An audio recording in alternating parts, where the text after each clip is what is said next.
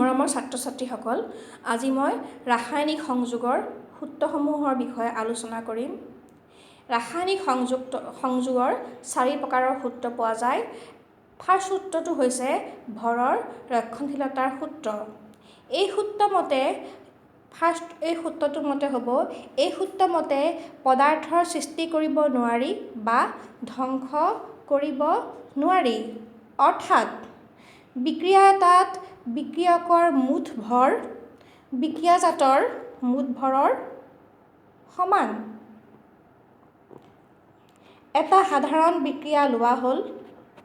আমি এটা বিক্ৰিয়া কল্পনা কৰি লৈছোঁ। সেই বিক্ৰিয়াটো হৈছে A + B ৰিয়েকশ্যন চিন C + D। অৰ্থাৎ এই বিক্ৰিয়াটো মতে কি হ'ব, বিক্ৰিয়ক A আৰু বিক্ৰিয়ক B লগ লাগি পেলাই বিক্ৰিয়াজাত C আৰু বিক্ৰিয়াজাত D উৎপন্ন কৰিছে। ধৰা হ'ল বিক্ৰিয়ক Aৰ পাৰমাণৱিক ভৰ A গ্ৰাম, বিক্ৰিয়ক Bৰ পাৰমাণৱিক ভৰ B গ্ৰাম, বিক্ৰিয়াজাত Cৰ পাৰমাণৱিক ভৰ C গ্ৰাম আৰু বিক্ৰিয়াজাত Dৰ পাৰমাণৱিক ভৰ D গ্ৰাম। এতিয়া চোৱা, বিক্ৰিয়কৰ মুঠ ভৰ আমি A আৰু B ভৰকেইটা যোগ কৰিম। বিক্ৰিয়কৰ মুঠ ভৰ আমি পালোঁ A + B গ্ৰাম, বিক্ৰিয়াজাতৰ মুঠ ভৰ পালোঁ C + D গ্ৰাম। এই সূত্ৰমতে বিক্ৰিয়কৰ মুঠ ভৰ = বিক্ৰিয়াজাতৰ মুঠ ভৰ, অৰ্থাৎ A + B gram = C + D গ্ৰাম। এই সূত্ৰটো আমি এটা বিক্ৰিয়া উদাহৰণ দি পেলাই দেখাম। এটা বিক্ৰিয়া আমি লৈছোঁ C + 2H2CH4। 1 মোল কাৰ্বন 2 মোল হাইড্ৰজেন লগ লাগি 1 মোল মিথেন উৎপন্ন কৰিছে। কাৰ্বনৰ পাৰমাণৱিক ভৰ 12 গ্ৰাম, 2 মোল হাইড্ৰজেনৰ ভৰ 4 গ্ৰাম আৰু 1 মোল মিথেনৰ ভৰ 16 গ্ৰাম। বিক্ৰিয়কৰ মুঠ ভৰ হ'ব 12 + 4 গ্ৰাম = 16 গ্ৰাম। বিক্ৰিয়াজাতৰ মুঠ ভৰ হ'ব 16 গ্ৰাম। অৰ্থাৎ এই বিক্ৰিয়াটোত পদাৰ্থৰ সৃষ্টিও হোৱা নাই বা পদাৰ্থৰ ধ্বংসও হোৱা নাই। গতিকে এই বিক্ৰিয়াটোৱে ভৰৰ ৰক্ষণশীলতাৰ সূত্ৰটো মানি চলিছে। এই সূত্ৰটোৰ ওপৰত বেছ কৰি আমি এটা প্ৰব্লেম ছল্ভ কৰিব লৈছোঁ। এটা প্ৰব্লেম মই দিছোঁ। প্ৰব্লেমটো দিয়া আছে 10 গ্ৰাম এচিটিক এচিডৰ দ্ৰৱত 4.2 গ্ৰাম ছ'ডিয়াম বাইকাৰ্বনেট যোগ কৰিলে 2.2 গ্ৰাম কাৰ্বন ডাই অক্সাইড গেছ উৎপন্ন হৈ বায়ুৰ লগত মিহলি হৈ যায় আৰু 12 গ্ৰাম অৱশেষ ৰৈ যায়। দেখুওৱা যে এই পৰ্যবেক্ষণটোৱে ভৰৰ ৰক্ষণশীলতাৰ সূত্ৰটো মানি চলে। আমি সলিউশ্যনটো কৰিম। প্ৰথমতে আমি ৰিয়েকশ্যনটো লিখি ল'ম। ৰিয়েকশ্যনটো দিয়া হৈছে এচিটিক এচিড আৰু ছ'ডিয়াম বাইকাৰ্বনেটৰ ৰিয়েকশ্যন। আমি ক্লাছ 10ত পাই আহিছিলোঁ। ক্লাছ 10ৰ অম্ল আৰু ক্ষাৰক চেপ্টাৰটোত পাই আহিছিলোঁ। এচিড আৰু বাইকাৰ্বনেটৰ মাজৰ বিক্ৰিয়াত সদায় লৱণ, পানী আৰু কাৰ্বন ডাই অক্সাইড গেছ উৎপন্ন হয়। আমি এতিয়া ৰিয়েকশ্যনটো লিখিছোঁ। এইটো acetic acid plus sodium bicarbonate CH3COONA, এইটো লৱণ plus H2O water plus CO2। এই কাৰ্বন ডাই অক্সাইডটো গেছ, গতিকে সি ওলাই পেলাই বায়ুৰ লগত মিহলি হৈ গ'ল। ওলাই যোৱা কাৰ্বন ডাই অক্সাইডৰ পৰিমাণ 2.2 গ্ৰাম আমাৰ কুৱেশ্যনটোত দিয়া গৈছে। এই ৰৈ যোৱা অৱশেষখিনিৰ পৰিমাণ দিয়া গৈছে 12 গ্ৰাম। ছ'ডিয়াম বাইকাৰ্বনেটৰ পৰিমাণ দিয়া গৈছে 4.2 গ্ৰাম আৰু এচিটিক এচিডৰ পৰিমাণ দিয়া গৈছে 10 গ্ৰাম। এতিয়া আমি লিখি ল'ম বিক্ৰিয়কৰ মুঠ ভৰ। আমি এচিটিক এচিড আৰু ছ'ডিয়াম বাইকাৰ্বনেটৰ মুঠ ভৰ আমি ল'লোঁ 10 + 4.2 গ্ৰাম। এইটো আমি পালোঁ 14.2 গ্ৰাম। বিক্ৰিয়াজাতৰ মুঠ ভৰ। বিক্ৰিয়াজাত বুলিলে এই অৱশেষখিনি ভৰ আৰু ওলাই যোৱা কাৰ্বন ডাই অক্সাইড গেছৰ ভৰটো ল'ব লাগিব।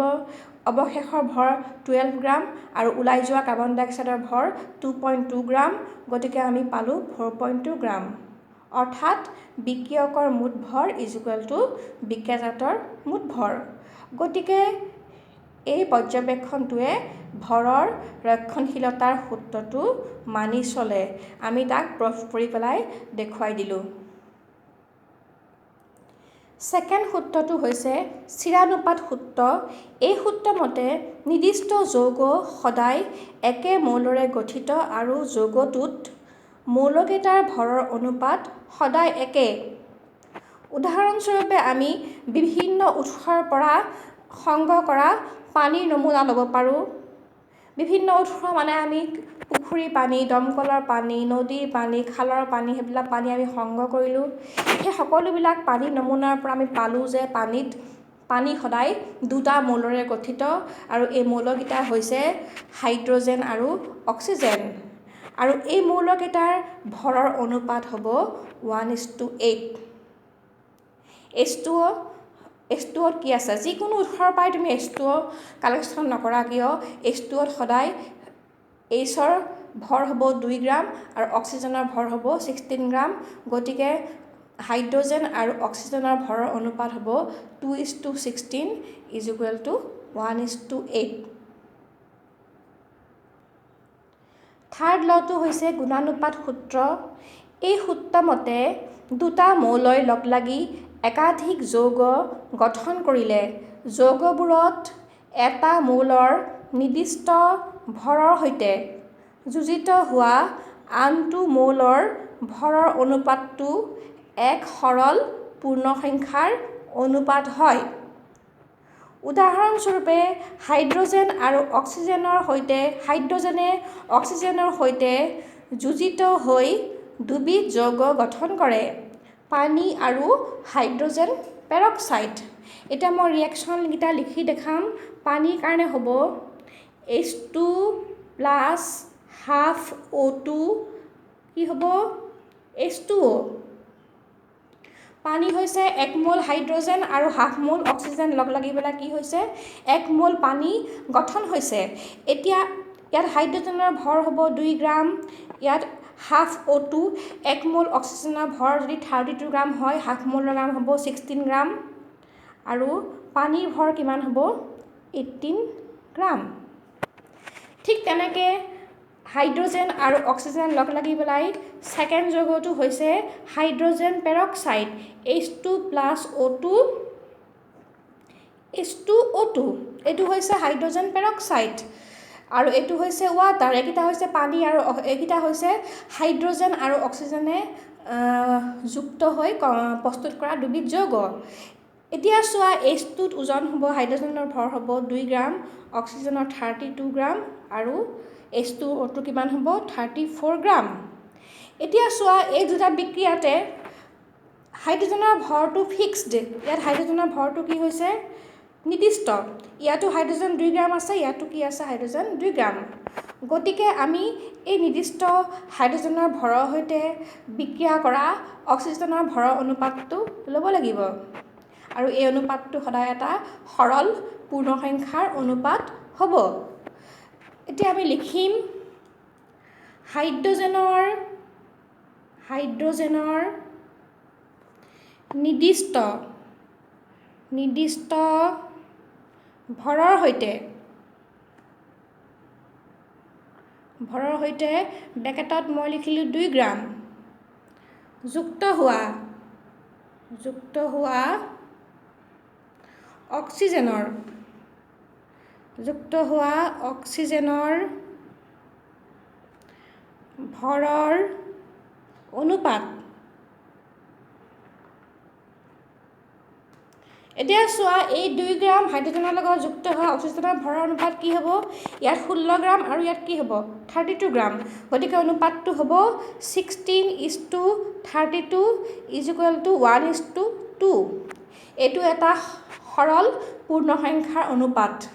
ই এটা সৰল পূৰ্ণসংখ্যাৰ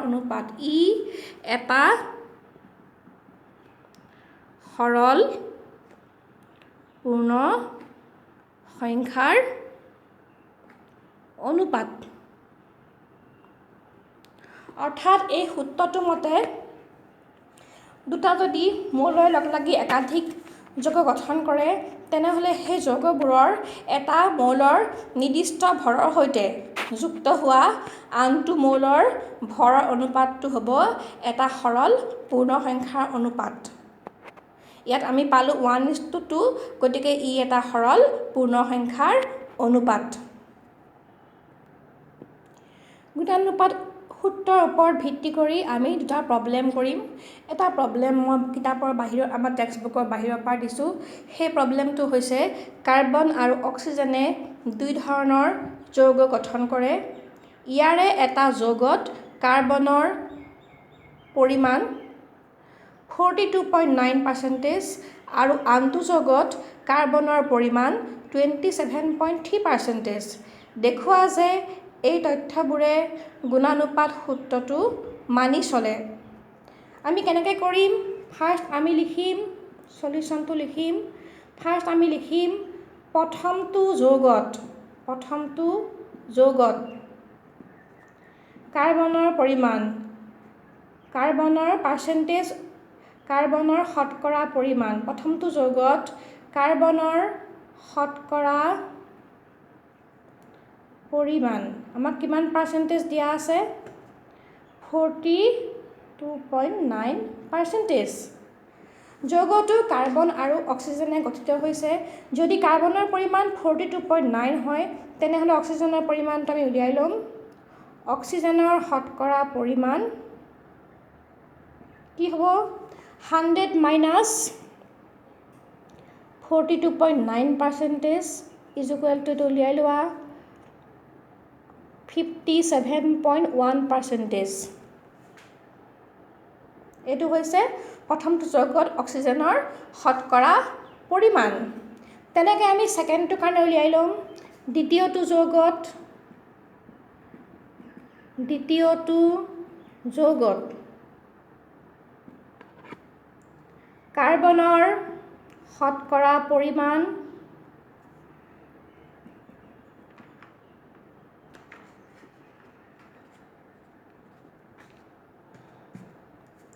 দ্বিতীয়টো যৌগত কাৰ্বনৰ শতকৰা পৰিমাণ হ'ব 27.3% অক্সিজেনৰ শতকৰা পৰিমাণ 100 মাইনাছ 27.3% ইজ ইকুৱেল টু আমি উলিয়াই ল'ম কিমান হ'ব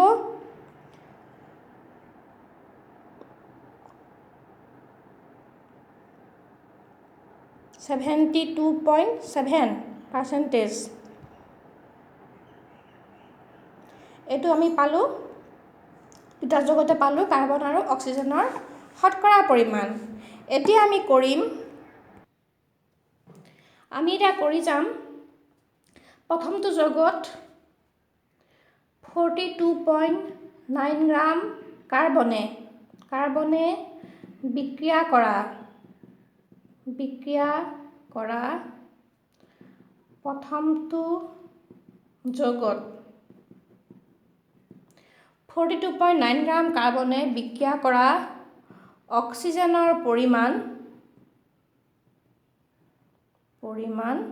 ইজ ইকুৱেল টু 57.1 গ্ৰাম এতেকে 1 গ্ৰাম কাৰ্বনে বিক্ৰিয়া কৰা অক্সিজেনৰ পৰিমাণ is equal to 57.1 divided by 42.9 gram is equal to 1.33 gram এইটো আমি পালোঁ তেনেকৈ আমি দ্বিতীয়টো যৌগৰ কাৰণে কৰিম দ্বিতীয়টো যৌগত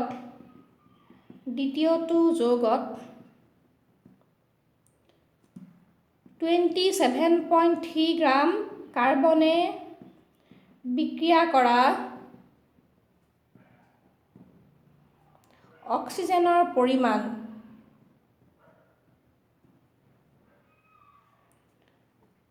পৰিমাণ ইজ ইকুৱেল টু 72.7 গ্ৰাম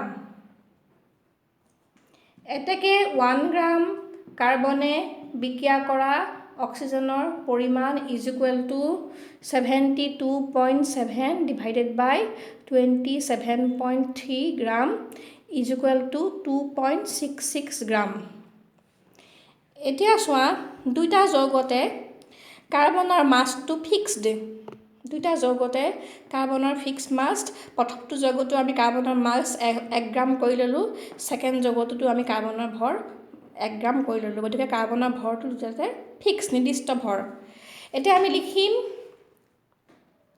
কাৰ্বনৰ নিৰ্দিষ্ট ভৰৰ সৈতে নিৰ্দিষ্ট ভৰৰ সৈতে ব্ৰেকেটত লিখিম 1 গ্ৰাম বিক্ৰিয়া কৰা অক্সিজেনৰ ভৰৰ অনুপাত is equal to 1.33:2.66 is equal to 1:2. ই এটা সৰল পূৰ্ণ সংখ্যাৰ অনুপাত গতিকে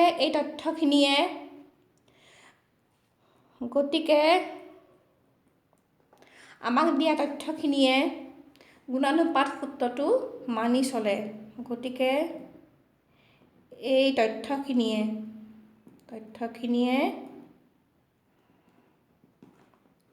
গুণানুপাত সূত্ৰটো মানি চলে এইটো আমি প্ৰুফ কৰি পেলাই দেখুৱাই দিছোঁ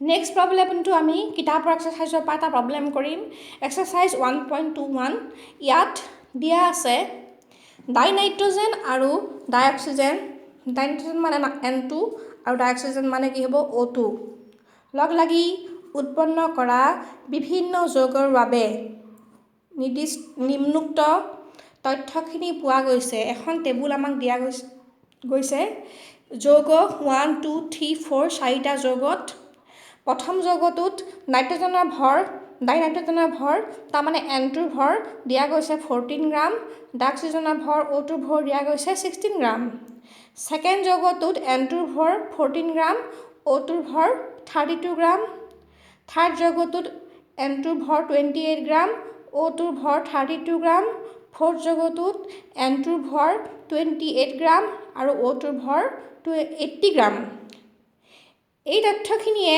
কোনটো ৰাসায়নিক সংযোগৰ সূত্ৰ মানি চলে দেখুওৱা আৰু সূত্ৰটো লিখা এইটো হৈছে আমাৰ এক্সাৰচাইজ 1.21ত থকা এটা প্ৰব্লেম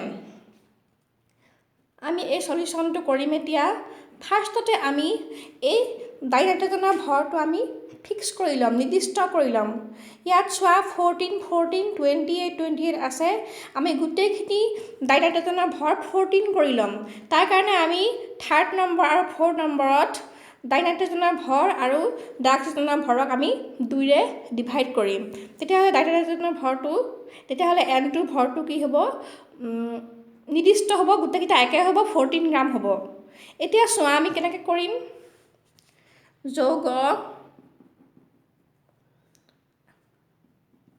ডাইনাইট্ৰজেনৰ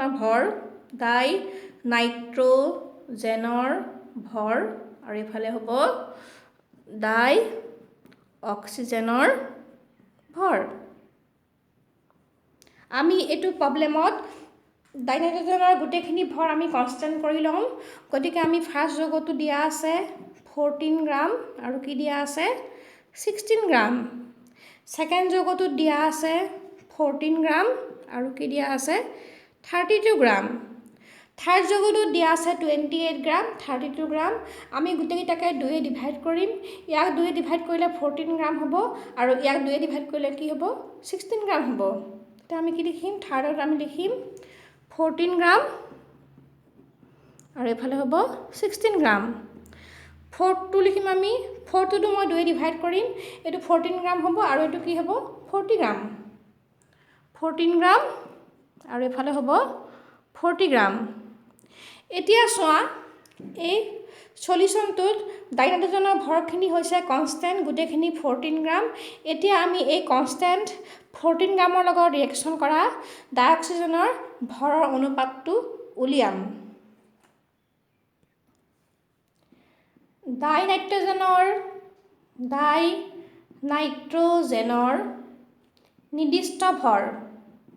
নিৰ্দিষ্ট ভৰ ব্ৰেকেটত মই লিখিছোঁ 14 গ্ৰাম নিৰ্দিষ্ট ভৰৰ সৈতে বিক্ৰিয়া কৰা ডাই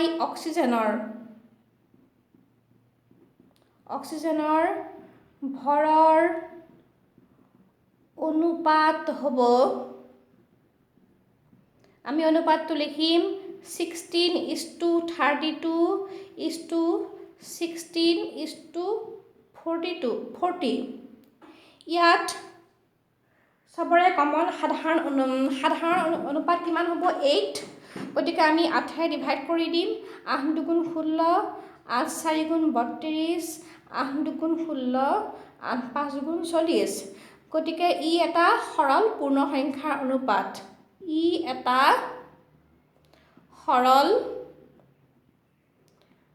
পূৰ্ণ সংখ্যাৰ অনুপাত। গতিকে এই তথ্যখিনিয়ে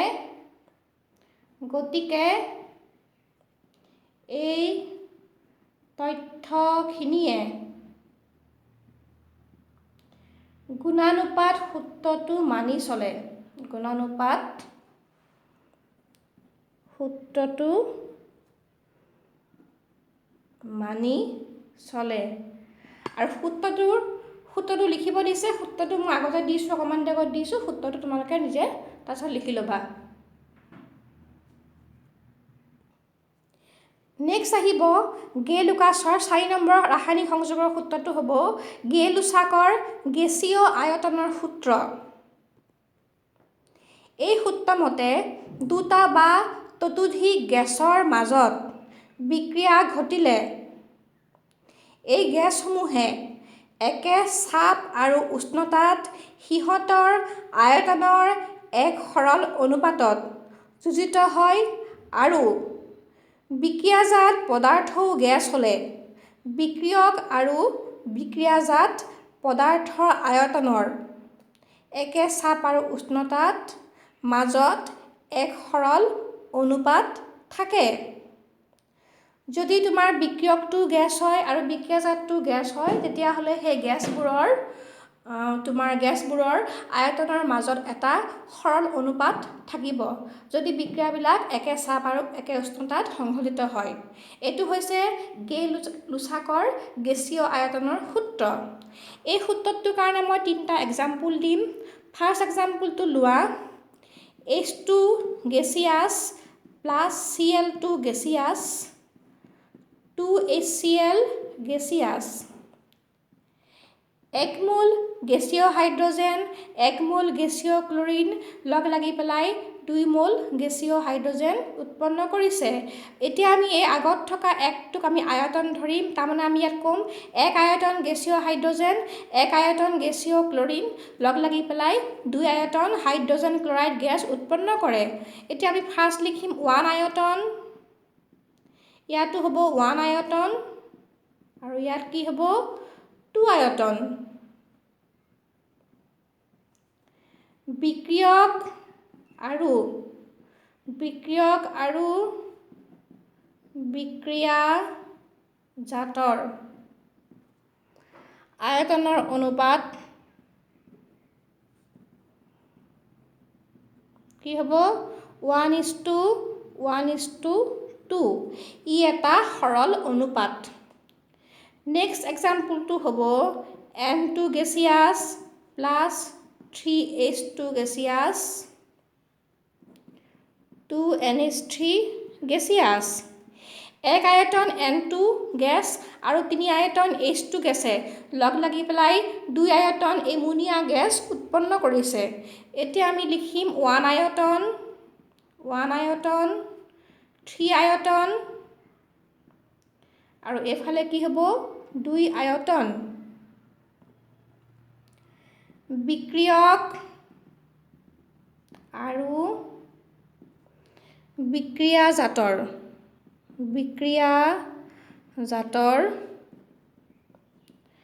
আয়তনৰ অনুপাত হ'ব 1:3:2।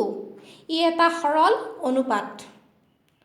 থাৰ্ডটো ল'ম আমি H2 গেছিয়াছ প্লাছ O2 গেছিয়াছ 2H2O গেছিয়াছ 2 আয়তন হাইড্ৰোজেন গেছ আৰু 1 আয়তন অক্সিজেন গেছ লগ লাগি 2 আয়তন জলীয় বাষ্প উৎপন্ন কৰিছে 2 আয়তন এইটো হ'ব 1 আয়তন আৰু এইটো কি হ'ব 2 আয়তন বিক্ৰিয়ক আৰু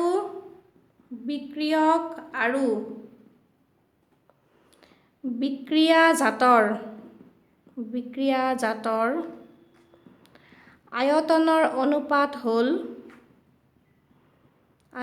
অনুপাত কি হ'ব 2:1:2 ই এটা সৰল অনুপাত 2:1:2 আৰু ই হ'ব এটা সৰল অনুপাত